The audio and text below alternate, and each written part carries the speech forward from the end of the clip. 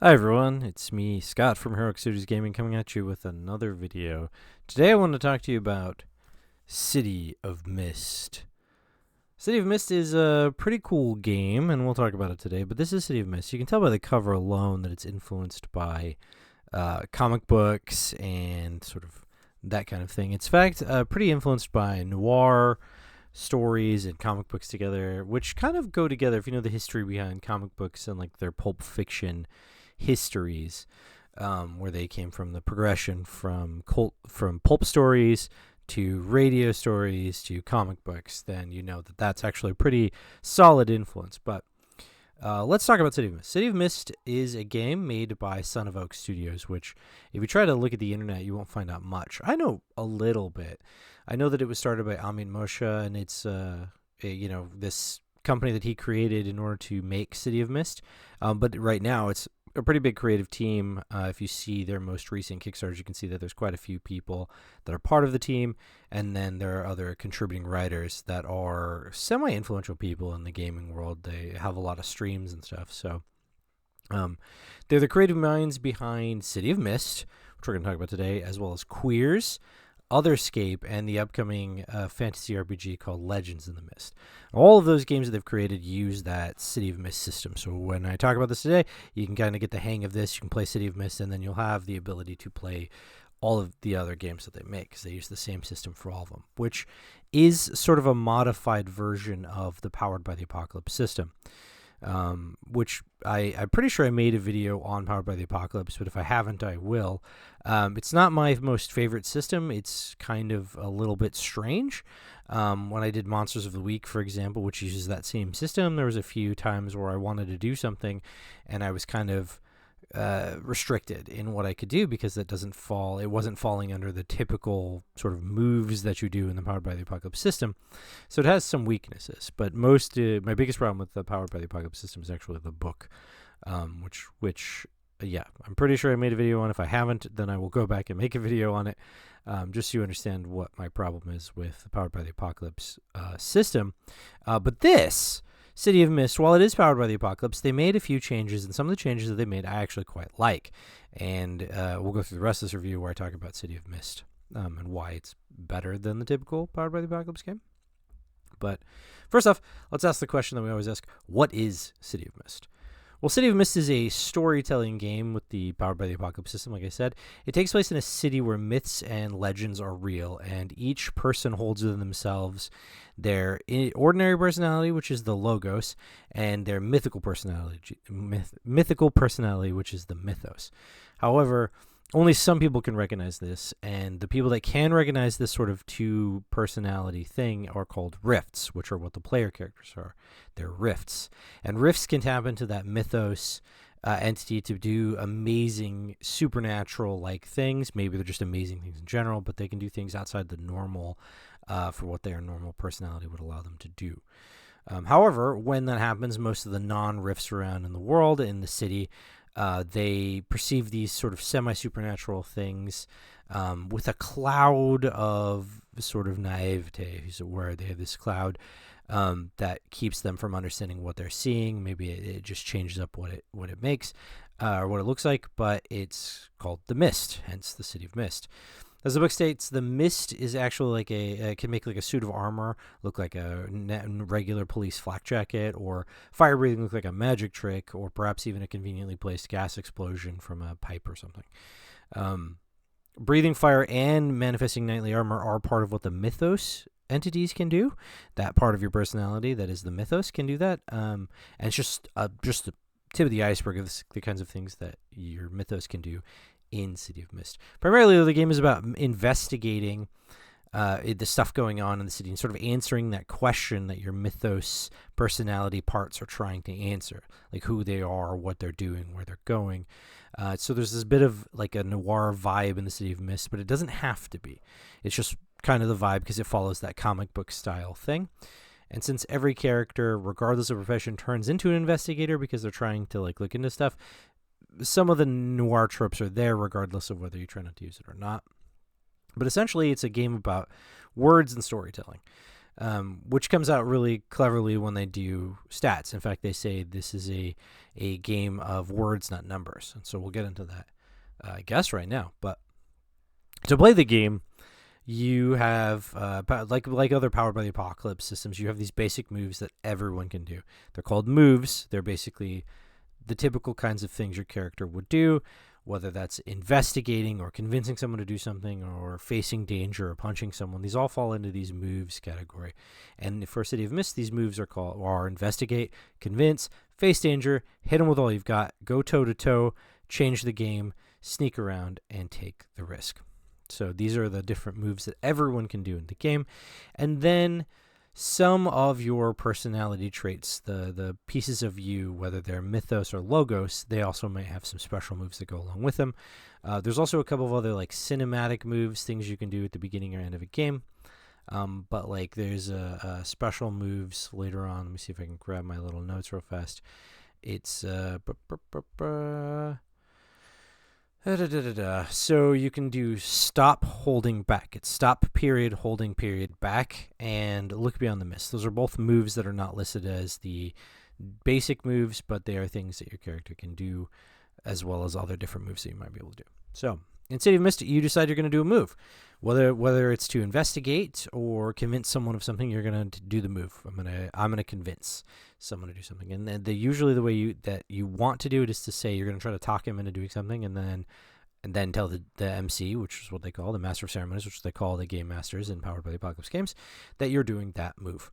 And so when you do that, you'd roll 2d6 and determines whether you succeed or fail. Now in the City of Mist, one of the things that's different, Powered by the Apocalypse generally does this, but in the City of Mist, you'll make your 2d6 roll, but then you'll add power. And power is related to the number of tags that apply. Tags are just little phrases or words that relate to your character. But if the roll is a 1 through 6 on that 2d6 plus power roll, then you fail. Very simple. You just didn't do what you wanted to do. If it's a 7 through 9, it's a success, but usually with some kind of complication or unwanted outcome, whether it's like a hard bargain or an ugly choice or something else. Depends on the type of move that you're doing. So some of the special moves under your character's like abilities or their personalities will tell you that if you can do this move, but if you get a result of 7 through 9, these are the kinds of things you get. If the result is 10 or above, it's a success. You got what you wanted. And in some cases, if you've kind of progressed the character a little bit, then you might unlock this special benefit called Dynamite, where if you get a 12 or above, then not only do you get a success, but you also get some kind of special reward for doing that. But power is essentially, like I said, the number of applicable tags that you can apply for any action. For example, if your character has, say, like the strong tag on their character for wherever you built the character, and they want to punch someone, maybe it's to hit them with all you got, then they would add +1 to that move roll. So they're 2d6 plus 1 because they have one applicable tag. Like I said, if you're doing hit them all you got. Now, if a weakness tag applies, the same thing will happen. So if you have a weakness, like say, for example, your character is scared and they're trying to do something, they're trying to convince someone to do something or whatever, then they would -1 from the roll. So it would be 2d6 -1 because that's a weakness. It's a negative to their roll.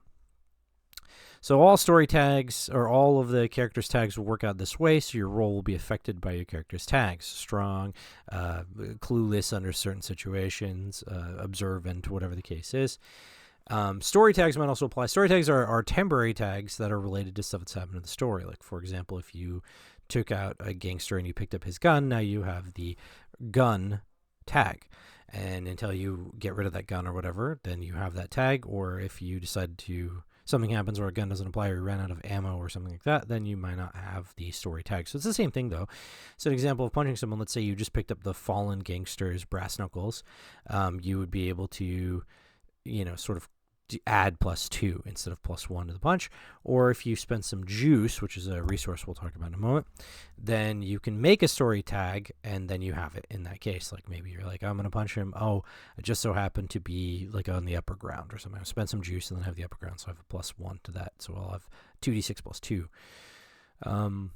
So yeah, that's kind of how that all works. And does kind of cancel each other out. There's times when it doesn't cancel each other out, but it's kind of like if a weakness applies and a strength a power tag applies, then you would to cancel each other. But that's usually you don't get that situation, but it could happen. But at the heart of the game, City of Mist, you're going to be investigating. Clues are the heart of the game. You want to find clues, and you find them by using the investigate move. You look for clues by moving about the story, and you decide that, like, say, for example, you're in someone's apartment, and you want to find out more about them, you would use the investigate move. You make that power roll, or the 2d6 plus power roll, and if you succeed, then you get a clue, which is a kind of piece of information, but it's kind of like a resource that you would use. You trade in X number of clues to get answers. So for each clue that you turn in, you get either a direct answer to a question or a solid lead. So let's say, for example, you can bank them up, but let's say, for example, you're just going to use them. If you decide to bank them up and then you don't, you kind of move on, and you don't really use them after a bit, they disappear. So you kind of want to use them as fast as you can. So an example might be something like, you might ask, who's the killer, right? So you're at a crime scene, there's a dead person on the ground, you bank a clue, you get a clue when you investigate, you ask, who's the killer? The MC doesn't necessarily have to just tell you Jackie the barmaid or whatever. That's an example from the book. Jackie the barmaid, which is straightforward but really boring, kind of short circuits most of the investigation. You don't really do anything at that point if you know that Jackie the barmaid's the killer. You just got to go find Jackie the barmaid. So instead, the MC might answer with, there are no signs of struggle. The victim knew their killer. So now you can look into that victim and find out more about them, to find out where they used to frequent, who they used to talk to all the time. And that's a lot more interesting, but it's called a solid lead. So you would usually lead with that. In most games, that's kind of how the answer would go. In City of Mist, it gives the players kind of a little bit more agency, and the MC a little bit of a thing to play around with. And they can determine what they do, how they answer that question, whether the answer is a solid lead or whether it's a direct answer, based kind of on the method by which the clue was gained, which is, how did you gain the clue? It's called method, and the source, which is where it came from. So, for example, let's say the MC were to question a mobster, right? Questioning being the method, mobster being the source. So if that's how they do, they get the clue, and they want to turn it in at some point, whether it's immediately or right after, but they want to turn it in. They have to keep track of that, because if they attained information from a mobster, but the player asks a direct question of the MC unrelated to what a mobster might know, then, like, what is the weakness for a particular monster they're pursuing, the MC can either nullify the clue or just kind of give a solid lead, because the mobster may not know that, likely not know that, and therefore doesn't apply, and therefore the clue is wasted. So they could just nullify it and leave the clue banked. So that's how it works. There's a couple of other things that you can use clues for. You can also use clues to find out about other players, in case you want to have some back and forth with another player. Maybe you can use a clue to see if one of your other players is maybe in on it somehow. But you can also use a clue to insert pieces of information into a piece of story. So say, for example, the crime scene. Someone who has a banked clue might say, oh, I'm going to right now, I start looking around in his pocket, I find a matchbook. The MC now has to fill in the details about the matchbook based on what the source and method were. So questioning the mobster, and then they find a matchbook in the pocket of the person. The player decides that they're going to insert pieces of story into the story. So they've inserted in the plot. So they've decided to insert a matchbook. The matchbook might say something about like an underground club or a nightclub that mobsters usually frequent, right? So then you could be like, oh, that's kind of a piece of, that's a clue, that's a solid lead, and also relates to, our guy who may or may not be there. So that's how they work. The other thing that you can create, the other resource that you can create in the game is juice, which I mentioned before, but we'll talk about it now. Juice is a special resource in the City of Mist. You gain that by using the change the game move, like clues. Kind of the same thing. You use change the game, you bank up these juice. Juice, you kind of need to turn in like almost immediately. Juice really does, it has a very short shelf life, as it were. Because it's so versatile, but it's very temporary. So if you move away from the scene, like let's say you get up some juice in a warehouse, you can't use the juice outside the warehouse. It's gone. And if you leave the warehouse and then come back, juice is gone again. It's very temporary. So once the method is kind of passed, it goes away. That's kind of the deal with juice. But you can use juice to create a story tag that you want to use. You can use it to burn a story tag. You can use it to grant or remove a status, which I'll explain later when it comes to the combat section. You can use juice to hide your actions from people that you don't want to see it, so a kind of stealthy-like thing, or maybe from random people in the street. You can use it to increase or prolong effects of other abilities that you're using, or other like conditions or statuses you're putting on someone, or just do cool things. Like maybe you just want to use juice to shield yourself from an explosion, like in the first Sherlock Holmes movie, where he grabs pieces of wood as the explosions are happening to kind of block himself. You'd use juice to make that happen in City of Mist. You also kind of have some juice in relation to the other players. When you start off in the game, and we'll talk about this in character creation, you kind of create the relationship between your characters, which leaves you with a plus or minus to help or hurting your fellow players, which you can use like juice later on to do certain things with them, which is kind of cool. But one of the things about City of Mist, like I said, it's a story, or it's a game of words and not a game of numbers. So because it relies on words instead of stats, combat is a little bit more loosey-goosey. It's kind of a little bit less about inflicting actual damage on targets and instead inflicting statuses. Now, there is a way to track that by numbers, because we have to do that in games like any game. But you would say you'd punch somebody, instead of inflicting like damage, you'd inflict a status of like stunned 2 or something. Like it's like that. So you inflict these status effects on the target, which influences their future actions. Like targets can have multiple different statuses, but essentially the like stunned 2 might affect those power tag rolls if the person tries to punch you back. So if you stun a guy, he goes to punch you back. Now, it would be some kind of thing where that would either help or hinder you or them in the process of doing the story. The MC doesn't roll at all, so that might add to your later like situation. Like if you go, I'm going to hit him again. Well, okay, he's stunned too, so add 2 more to your dice or your power tags. So you'd have 2d6 plus the extra 2 plus whatever other you might add to it. So targets can have multiple different tags on them, or these statuses on them at all times, because there's a couple of different ways to take damage, but they don't necessarily stack. Now, if it's in the same vein, then it does stack, so that's a little bit of a situation. So being stunned and then stunned 2 again does sort of bump up stunned 2 to stunned 3 kind of feel. But there are 5 types of conditional statuses. There's physical, psychological, social, supernatural, and combat. But no, combat is not fighting. That's physical. The combat that they're talking about here is not damage. It's things like being restrained or cornered or overwhelmed.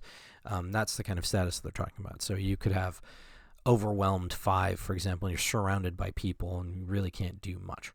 But whenever these status effects in the various different types of statuses that happen, whenever there's 5 of them in any track, the character becomes incapacitated, or known as out. It's like being unconscious in a lot of the games. It doesn't mean that they're actually unconscious. It just means that they can't really do anything. They can still speak, they can still beg, they can still be involved in whatever's happening, but they can't make any direct moves. They can't do anything like they're an actual like live existing character. So it's the same as unconsciousness in a lot of other games. But sometimes maybe the status that's afflicting them doesn't allow them to do what they want. So like Mind Control 5, for example, means that the PC is technically out, except they're still doing all kinds of actions. They're just not doing them on their own accord. They're doing them at the behest of someone else. And they get the statuses stay until someone does something to change that. So there's a way to change that. That's part of the gameplay, but you're in that. You sort of have those statuses tacked onto you and affecting you for a bit. At a status tier of 6, your character is actually unconscious. The player character is dead. The player character actually like hands off the character. Now, not necessarily. So if the MC wants to continue the story with that character for whatever reason, then maybe they've just transformed. Maybe they've become a minion of the bad character, or maybe they just bled out. Whatever the case is, they're kind of gone, and restoring them from a status 6 is its whole, like a whole story arc on and of themselves, whether it's like an epic quest to pull a soul from the beyond and put them back into a body, or whether it's like winning back over their friend who's now a mind control minion of Loki, right? But the interesting thing is that whenever you hit with something that would make you face the status, right? Make you take the status effect, you can do the face danger move to see if you can potentially reduce it and shake it off entirely. Or maybe you just mitigate it, drop it down. So if stunned 2 might get dropped down. If you do like a 7 to 9 on that roll, then you might get just a status 1, like a stunned 1, right? So final interesting note is that the statuses might also come from failed moves that you do. For example, if you were to go hit him with all you got, right? You're going to punch a guy in the face. You're going to hit him with all you got, and you roll a 4. That's a failure. And so that might actually cause the shot to be missed, for example, and then maybe you swung around and hit yourself or hit someone else, and maybe you then are going to take that damage, so then you have to make that face the danger roll to see if you can mitigate it down from whatever it would be. That's a lot, I know, but that's how you play the game. So it's a lot of playing this sort of story thing, and you're going to roll 2d6 plus any applicable tags, whether they be good or bad. And then you might get statuses, in which case those affect your power rolls. Character creation is probably the most interesting thing in City of Mist, because characters are at the core of City of Mist. So the rifts that you're making, they have some part of them is their logos, which is their personality attached to the real world, and then a mythos personality. And that's the sort of deeper, darker magic side of your character. Now, you have these things, and if you're going to develop them, you're going to need to balance them, because if you do too far on one side, the other side goes away, and if you don't have enough of those, then you change into something else. You're either a sleeper because you have too much logos and you're not mythos enough, or you're all mythos, so you're an avatar. So that's kind of whatever it is that's manifesting through you. So as you gain more abilities, you have to kind of reduce the other self, which is interesting. So too far into one side or the other makes you into something that becomes difficult to actually play. But like I said, it's a game of words, not numbers. So start off, when you make a character, you're going to start with session 0, and you're going to have the MC tell you what they want to do with the story, kind of talk to everyone and see where they want to go with a lot of the things. And from there, you kind of create like the basic social contract on what your characters are going to do. And then you start talking to each other about the characters you're going to play. That way you can work up characters and how they interact with each other and have that. That's how you start building. Next thing you're going to do is you're going to start with your mythos concept. You have to kind of figure out what the mythos of your character is going to be, and then you determine the logos. Those two things are going to be interesting for you to play. The mythos is the most interesting part of the character creation, because you're kind of tapping into the mythoi, which is just the general word for all of these sort of ancient things. It's sort of the in-universe explanation that like these all come from some other place, whether they're creatures of folklore or historical figures or urban legends or fairy tales. You can just kind of go with whatever you want, and that's that piece of you that's coming through the mist and affecting your logos, your personality. But they are filtered through the rift, and they're filtered through your character's knowledge, and so they're going to be whatever you decide the manifestation of that thing is to you. So if you wanted to be an ancient artifact, for example, that doesn't mean you're not alive. That means you can be a person. You just happen to be a walking, breathing incarnation of the ancient artifact, right? Like King Arthur could be coming through a little street girl. That's one option. Or Little Red Riding Hood might be coming through a big burly biker guy, right? So these are the things that you can do with that. And so the version of Little Red Riding Hood that comes through the big burly biker guy is going to be different than the Little Red Riding Hood personality coming through the little street girl, right? These are different things, and they would be different but similar sort of base aspects. So you can play around with them all you want. The logos is your mundane day-to-day personality, but it sort of strikes how your character believes they interact with the world. It's as freeform as the mythos choice, but it lets you create your character that exists in the city. It's how you hold on to your beliefs. It's how you hold on to what you are inside you to keep you from going too far down that road of becoming an avatar for your mythos. So you start by figuring those two things out, and then you choose the level of awareness your rift has of this thing going on with them. How aware are they? Are they well aware that they have this mythos personality that's trying to push through, or are they not really aware of it at all? Based on that, you're going to have different types of themes that affect your character. So if you are a character who fully knows that there's this mythos personality pushing through, then they're going to have 3 mythos themes and 1 logos theme for the character. The flip side being, if your character really doesn't know what's going on and they have no idea what's starting to happen to them, they have 3 logos themes and then 1 mythos theme. And that's how this game builds characters.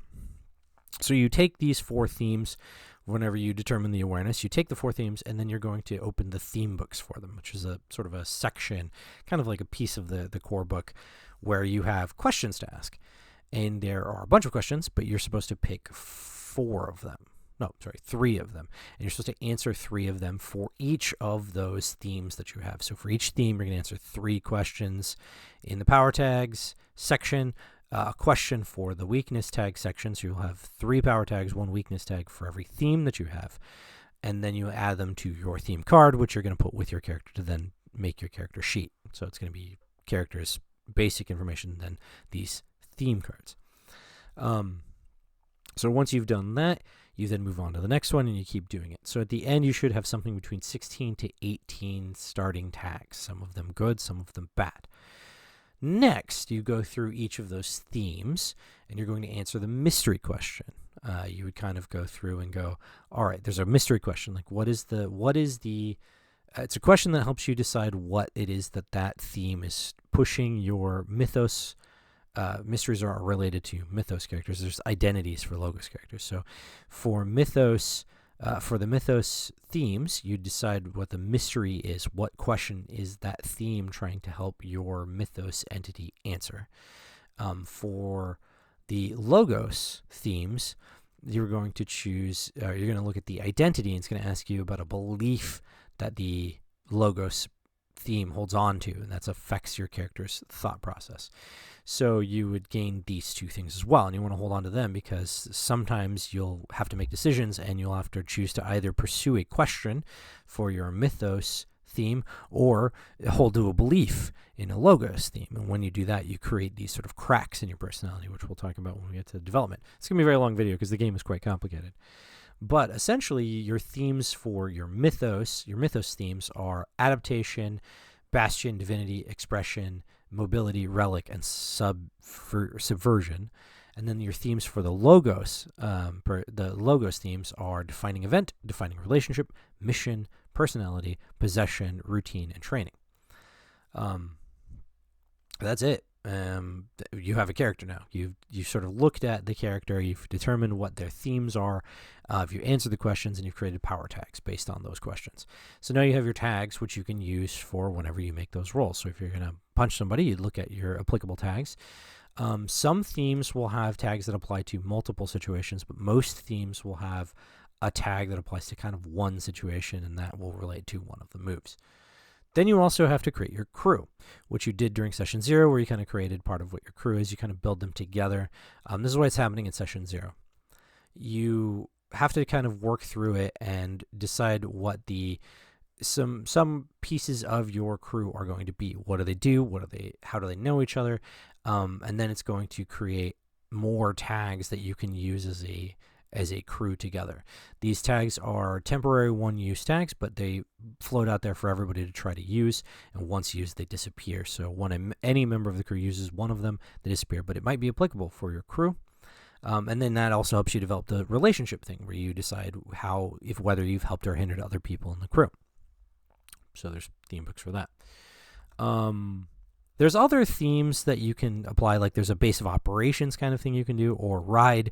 Those will do the same kinds of things as the crew themes, where you get some more tags, but only in a very specific situation. Like when you're in the Batmobile, for example, you get certain special things that the Batmobile can do that you wouldn't normally be able to do, but it's only because you're in the Batmobile. If you get out of the Batmobile and you're on foot somewhere, you don't get those tags, or you can't use them. Those are just temporary story tags that only exist in a particular situation. Now, as you play through the game and you investigate, you try to sort of determine how your character is going to evolve. The core to it is this thing called fades and cracks. Whenever you take an action that moves you away from the Mythos theme's mystery question for any of your Mythos themes. You take a fade point to that theme. If you fill in all 3 boxes of fade, then you lose that theme. It goes away. And instead, you have to choose another Logos theme to add to your character. Conversely, same thing happens if you do things that abandon your beliefs or go against your identity for a theme, you add a crack point. And then when all 3 of your crack on that theme are filled, then you have to remove that Logos theme and replace it with a Mythos theme. So your character development is balancing your character between these situations. It's a storytelling game, so you have to balance between the Logos and Mythos. Otherwise, you'll become all Logos or all Mythos, which is why your awareness matters, because if a starting character, if you only have 1 Logos, because you're almost there to avatarness, and then throughout the game, you have to kind of abandon your beliefs, you might get rid of it, and now you are Avatar, which changes everything that you can do or should do, and stuff like that. So the other way to develop your character is in City of Mist. Whenever you invoke a theme's weakness tag, you gain a point of attention, 1 for each theme that you're using the weakness tags for. If you did also spent some time exploring a theme during downtime, you get attention. You also gain attention if you answer your mystery or sacrifice something to maintain your identity. So these attention things get checked on the theme, and when it's full, which is 5, usually you can either choose a new power tag for that theme, add or rewrite the weakness tag of that theme, choose a theme improvement from that theme in the theme book, or you can just wipe out your fade or crack for that theme. That's one way to develop your character. Another way is to use the stop holding back or the looking beyond the mist move. Both of these do something entirely different, where instead of rolling your power, you'd roll 2d6 plus and then the Logos themes for your character. So if you have 1 Logos theme, you get a +1. If you have 3, you get +3. That's why it's a nice little balance there if you have different awareness. So it holds this kind of things in check. Now, once you succeed, when you make the roll, then you kind of decides whether you're going to take some attention, whether you're going to lose, burn tags for a little while or whatnot. But if you do lose a theme, which is one of the options, if you fail horribly, then you lose the theme. You have to take another one, and it would have to be like a Logos theme or a Mythos theme or whatever. But you also gain a nemesis, and you gain a build-up point. So if you lose all your Logos themes, you become a sleeper. You don't know anything about what's going on supernaturally, and people have to kind of remind you of what it was like. Or if you're an avatar, you become the Mythos entity on their Mythos journey. So coming back from both of these is a whole journey of themselves, but you can get those build-up points, which is the third way you can develop your character in this game. If you have 5 build-up points, you gain a moment of evolution. Moment of evolution is just kind of the moment where you level up your character. What you do during a moment of evolution is you can make a choice. You can either choose another broad power tag, which applies to multiple situations. You can gain an extra theme, and there's like a category of what is an extra theme, like allies are an extra theme or whatever. You can get closure from a nemesis you created, because you only got build-up points by losing a theme, so you've built up nemesis. You can go through a transformation, become something else. You can leave the city and just kind of end it there. You can gain the dynamite thing that I mentioned before permanently on a core move, or you can see through the mist, and that's how you develop your character. So this game all around is mostly about playing out these stories in which you're investigating what's going on and trying to balance your character as you go through it. What are they learning? Who are they? How are they becoming? Like, what is changing about them? Are they holding their identity? Are they making a whole new one? And that's the point of this game. So overall, it's super fun to play if you like storytelling games and games oriented around characters and interesting investigatory plots, because everyone has a mystery they're trying to solve in City of Mist. And so you're trying to answer those burning questions inside of you and continue to build your character. It's a beautiful laid out book. I had nothing wrong with the design of the book, so I don't have anything to say about that. Here's like an interior page which uses the dark color, so there's dark color pages. Looks like this. And then here's some of the, let me find one of the light color pages. Light color pages look like this. It's beautifully laid out, very clean, very clear, very easy to read. I kind of wish some parts were explained a little bit better, but I got it. Like, it wasn't difficult. So overall, I give City of Mist 2 thumbs up. And I'm not just saying that because Armin and I have interacted a few times on the internets about different game development stuff, but it's actually a solid game. Very fun to play, even if you don't like Powered by the Apocalypse, because it does something a little unique. It is a little difficult for people who are used to D&D and stuff, but if you're used to trying out storytelling style games, this is definitely a good one. Very fun, and you get to do cool things that are kind of supernaturally oriented and trying to figure out who are you entirely. So I hope you enjoy this video. I hope everyone has some good gaming, so let me know how it goes.